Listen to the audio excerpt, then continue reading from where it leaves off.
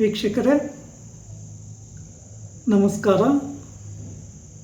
ನಾನು ನಿಮ್ಮ ನಾಗರಾಜ್ ಚೋಳೂರ್, ಪ್ರಖ್ಯಾತ ಜ್ಯೋತಿಷಿ, ವಾಸ್ತು ಹಾಗೂ ಸಂಖ್ಯಾಶಾಸ್ತ್ರಜ್ಞರು ಮಾತನಾಡ್ತಾ ಇರ್ತಕ್ಕಂಥದ್ದು. ವೀಕ್ಷಕರೇ, ಇವತ್ತಿನ ಸಂಚಿಕೆಯಲ್ಲಿ ಸಿಂಹ ರಾಶಿಯವರ ಆಗಸ್ಟ್ ತಿಂಗಳ ಗೋಚಾರ ಫಲಾಫಲಗಳು ಮತ್ತು ಪರಿಹಾರಗಳ ಬಗ್ಗೆ ತಿಳಿಸ್ಕೊಡ್ತಾ ಇದೆ. ಸಿಂಹ ರಾಶಿಯ ವೀಕ್ಷಕರೇ, ನಿಮ್ಮ ವ್ಯಾಪಾರ ವ್ಯವಹಾರಗಳಲ್ಲಿ ಸ್ವಲ್ಪ ಮಟ್ಟಿಗೆ ಜಾಗರೂಕತೆ ವಹಿಸ್ತಕ್ಕಂಥದ್ದು ಬಹಳ ಉತ್ತಮ.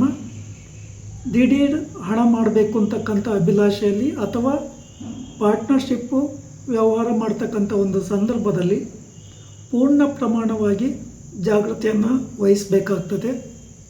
ನಿಮಗೆ ನಾಗದೋಷದ ಪ್ರಭಾವ ಇರೋದ್ರಿಂದ ಅನಗತ್ಯ ಸಮಸ್ಯೆ ಅಥವಾ ನಿಮ್ಮ ವ್ಯಾಪಾರಗಳಲ್ಲಿ ಏರುಪೇರು ಸಾಧ್ಯತೆ ಹೆಚ್ಚಾಗಿ ಇರ್ತದೆ. ಈ ನಾಗದೋಷದ ಪರಿಹಾರಕ್ಕೆ ಶ್ರೀ ಕ್ಷೇತ್ರ ಕುಕ್ಕೆ ಸುಬ್ರಹ್ಮಣ್ಯದಲ್ಲಿ ಸರ್ಪ ಸಂಸ್ಕಾರ ಶಾಂತಿ ಹೋಮ, ಆಶ್ಲೇಷ ಬಲಿ, ನಾಗ ಪ್ರತಿಷ್ಠೆಯನ್ನು ಮಾಡಿಸ್ತಕ್ಕಂಥದ್ದು ಬಹಳ ಉತ್ತಮ. ಅಥವಾ ನಿಮ್ಮ ಹತ್ತಿರದ ಗ್ರಾಮಗಳಲ್ಲಿ ಅಥವಾ ಸ್ಥಳಗಳಲ್ಲಿ ಸುಬ್ರಹ್ಮಣ್ಯ ದೇವರ ದೇವಸ್ಥಾನ ಇದ್ದರೆ ಮಂಗಳವಾರಗಳಂದು ಅಥವಾ ಷಷ್ಠಿ ಪಂಚಮಿಯ ದಿನದಂದು ಪೂಜೆ ಕೊಡೋದು ಬಹಳ ಉತ್ತಮ. ಅಥವಾ ನಾಗನ ಸಾನ್ನಿಧ್ಯದಲ್ಲೇ ನಾಗದೇವರಿಗೆ ಮಂಗಳವಾರ ಅಥವಾ ಷಷ್ಠಿ ಪಂಚಮಿಯೊಂದು ಅಥವಾ ಆಶ್ಲೇಷ ನಕ್ಷತ್ರ ಇರುವ ದಿನ ಅಥವಾ ಅಮಾವಾಸ್ಯೆ ಪೌರ್ಣಮಿಗಳೊಂದು ನಾಗದೇವರಿಗೆ ಹಾಲಿನ ಅಭಿಷೇಕ ಮಾಡಿಸ್ತಕ್ಕಂಥದ್ದು, ಪಂಚಾಮೃತದ ಅಭಿಷೇಕ ಮಾಡಿಸ್ತಕ್ಕಂಥದ್ದು, ಬೋಂಡಾಭಿಷೇಕ ಅಂದರೆ ಎಳ್ನೀರಿನ ಅಭಿಷೇಕ ಮಾಡಿಸ್ತಕ್ಕಂಥದ್ದು ಬಹಳ ಉತ್ತಮ. ಈ ಸಿಂಹ ರಾಶಿಯವರು ಗಡಿಬಿಡಿಯ ನಿರ್ಧಾರ ತೆಗೆದುಕೊಂಬುದು ಉತ್ತಮ ಅಲ್ಲ. ಯೋಚಿಸಿ ಸರಿಯಾದ ನಿರ್ಧಾರ ತೆಗೆದುಕೊಂಬುದು ಬಹಳ ಒಳ್ಳೆಯದು. ಹಾಗೆ ನಿಮಗೆ ಅಷ್ಟಮ ಶನಿಯ ದೋಷ ಇರೋದರಿಂದ ಆರೋಗ್ಯಕ್ಕೆ ಸಂಬಂಧಿಸಿದ ವಿಚಾರಗಳಲ್ಲಿ ಹೆಚ್ಚಿನ ಜಾಗರೂಕತೆಯನ್ನು ವಹಿಸೋದು ಬಹಳ ಉತ್ತಮ.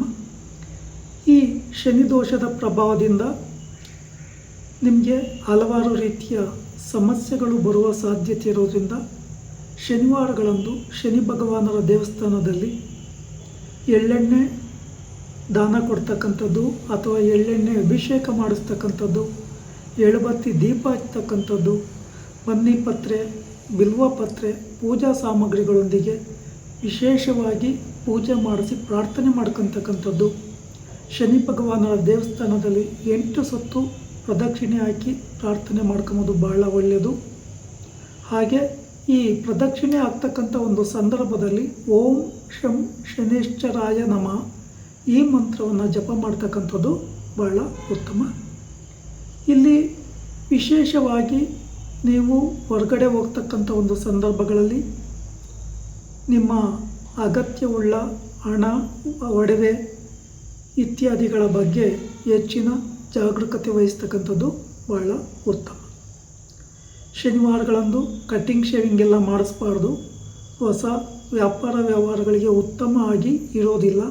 ನಾನ್ ವೆಜ್ ಸಹ ತಿನ್ನಬಾರ್ದು. ನಿಮ್ಮ ರಾಶಿಗೆ ಪೂರ್ವ ದಿಕ್ಕು ಅತ್ಯಂತ ಶುಭಪ್ರದವಾಗಿ ಇರ್ತದೆ.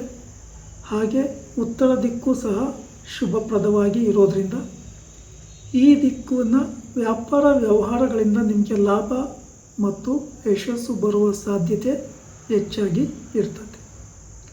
ಇಲ್ಲಿ ವಿಶೇಷವಾಗಿ ಸಿಂಹ ರಾಶಿಯವರಿಗೆ ಗುರುಬಲ ಇದೆ.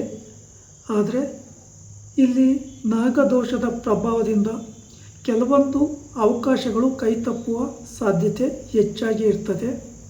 ಈ ನಾಗದೋಷಕ್ಕೆ ಪರಿಹಾರ ಮಾಡಿಕೊಂಡ್ರೆ ನಿಮಗೆ ಉನ್ನತ ಮಟ್ಟದ ಲಾಭ, ಯಶಸ್ಸು ಸಿಗುತ್ತೆ.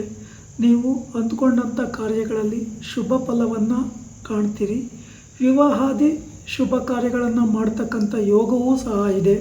ಆದರೆ ಪರಿಹಾರಗಳನ್ನು ಮಾಡಿಕೊಂಡು ಮುಂದುವರಿಯೋದು ಬಹಳ ಒಳ್ಳೆಯದು. ನೀವು ಮಾಡ್ತಕ್ಕಂಥ ವ್ಯಾಪಾರ ವ್ಯವಹಾರಗಳ ಸೀಕ್ರೆಟ್ ಯಾರಿಗೂ ಹೇಳದಲೇ ಇದ್ದರೆ ಬಹಳ ಉತ್ತಮ. ಈ ರಾಶಿಯವರಿಗೆ ದೂರ ದೇಶದ ಪ್ರಯಾಣದ ಅವಕಾಶಗಳು ಬರ್ತವೆ.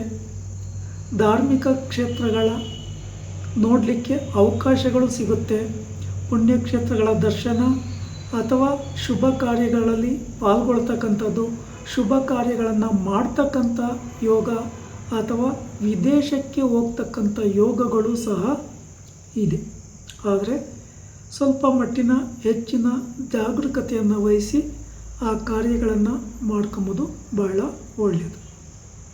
ಇನ್ನು ಈ ಸಿಂಹ ರಾಶಿಯವರಿಗೆ ವಿಶೇಷವಾಗಿ ಸ್ವಲ್ಪ ಭೂಮಿಗೆ ಸಂಬಂಧಿಸಿದ್ದು ಅಥವಾ ಕೋರ್ಟು ಅಥವಾ ಆಸ್ತಿಗೆ ಸಂಬಂಧಿಸಿದ್ದು, ಪೊಲೀಸ್ ಕೇಸು, ಇಂಥ ವಿಚಾರಗಳಲ್ಲಿ ಸ್ವಲ್ಪ ಮಟ್ಟಿನ ಕಿರಿಕಿರಿ ಆಗುವ ಸಾಧ್ಯತೆಗಳಿರೋದ್ರಿಂದ ಈ ವಿಚಾರಗಳಿಗೆ ಸಂಬಂಧಪಟ್ಟ ಹಾಗೆ ಸೂಕ್ತ ನಿರ್ಧಾರಗಳನ್ನು ತೆಗೆದುಕೊಂಡು ಮುಂದುವರಿಯೋದು ಬಹಳ ಉತ್ತಮ. ಸಾಧ್ಯ ಆದರೆ ಕಾಂಪ್ರಮೈಸನ್ ಮಾಡಿಕೊಂಡು ಹೋಗ್ತಕ್ಕಂಥದ್ದು ಒಳ್ಳೆಯದು. ವಿದ್ಯಾರ್ಥಿಗಳಿಗೂ ಸಹ ಸಮಯ ಉತ್ತಮವಾಗಿ ಇರುತ್ತೆ. ವೀಕ್ಷಕರೇ, ಈ ವಿಡಿಯೋ ಇಷ್ಟ ಆಯಿತು ಅಂದರೆ ಲೈಕ್ ಮಾಡಿ, ಶೇರ್ ಮಾಡಿ, ಸಬ್ಸ್ಕ್ರೈಬ್ ಆಗಿ, ಆಲ್ ಐಕಾನ್ ಒತ್ತಿ, ಬೆಲ್ ಐಕಾನ್ ಒತ್ತಿ. ನಮಸ್ಕಾರ.